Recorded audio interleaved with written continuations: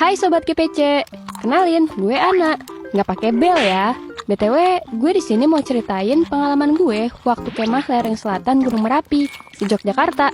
Pengalaman hari itu jadi pengalaman nggak bisa gue lupain sampai sekarang.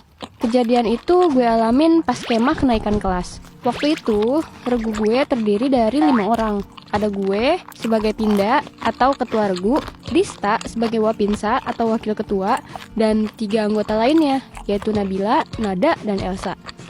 Hari H tiba, dan semua berjalan dengan lancar, sampai saat perjalanan menuju bumi perkemahan.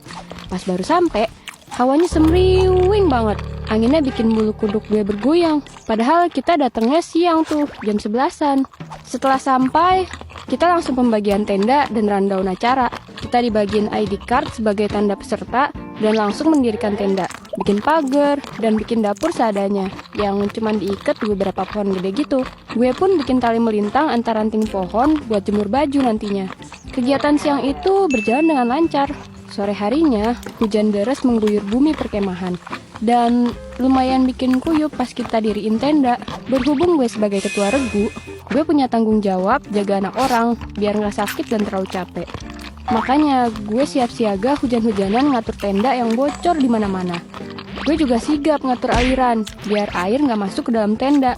Gue suruh semua anggota istirahat biar malamnya gak kecapean waktu kegiatan jurit malam. Biar semua merasakan momen kebersamaan dan seru-seruan bareng. Ketua regu yang budiman kan gue. Uhuy. Waktu berlalu sampai pada kegiatan di malam pertama. Malam pertama berkegiatan perkemahan maksudnya ya. Kita mulai trekking. FYI, beberapa hari sebelumnya Gunung Merapi sempat erupsi kecil. Bau belerangnya yang menyengat masih tercium. Dan lahar panas terlihat memancar dari puncaknya. Jalur trekking kita ngelewatin bekas lahar dingin erupsi tahun 2010. Asli cuy, gelap dan rusak parah jalanannya. Awal perjalanan, kita disuguhi pemandangan gunung yang terlihat memancarkan lahar panas dan susul hawa dingin. Semua anggota pakai jaket, kecuali gue yang ngeyel merasa kebal sama dingin. Perjalanan menuju pos 3 mulai terasa aneh. Jadi, ada temen gue yang bisa lihat hal-hal begituan. Tiba-tiba dia nangis karena ngelihat sosok di dekat kandang kambing. Ya kita mikir dong, cuma perasaan lo aja kali. Dan kita lanjutin perjalanan tuh. Tiba di pos 3, ada 2 kakak dewan ambalan. Kita dikasih tahu kalau tiap pos akan ada job desk beserta tugasnya. Juga barang bawaan kita dicek, kayak senter yang dibatasi cuma boleh bawa 2 per regu. Tapi Nabila sama Elsa nyembunyiin 2 senter itu di semak-semak waktu penggeledahan. Nekat banget deh tuh bocah. Kan kalau melanggar kita sergu bisa kena sanksi. Perjalanan lanjut dari pos 3 ke pos 4 nih. Kita bercanda biar nggak tegang-tegang amat. FYI, perjalanan menuju satu pos ke pos lain ditempuh sekitar 15 menitan. Karena kita sambil ngerjain soal yang dikasih kakak dewan ambalan. Jadi sering berhenti dulu deh di jalan buat mikir dan nulis.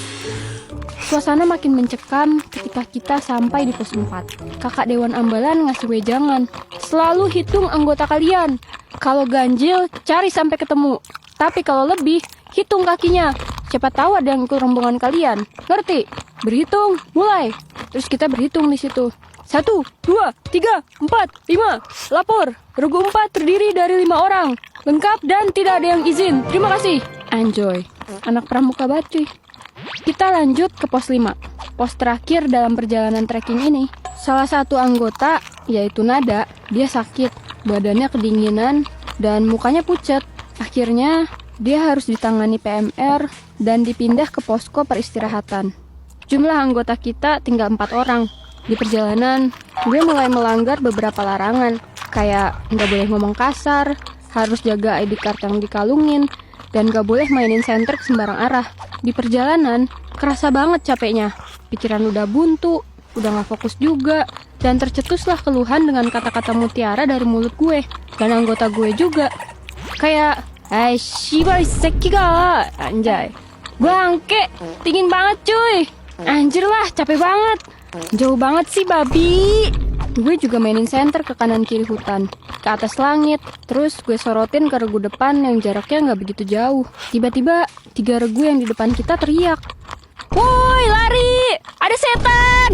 Ya kita semua panik dong. dan lari kocar-kacir di jalan rusak plus nanjak. Mana ID card si Elsa hilang lagi. Ya gue harus tanggung jawab bantu cariin. Tapi gue tanya ke regu lain. Syukurnya ada yang nyimpen pas nemu.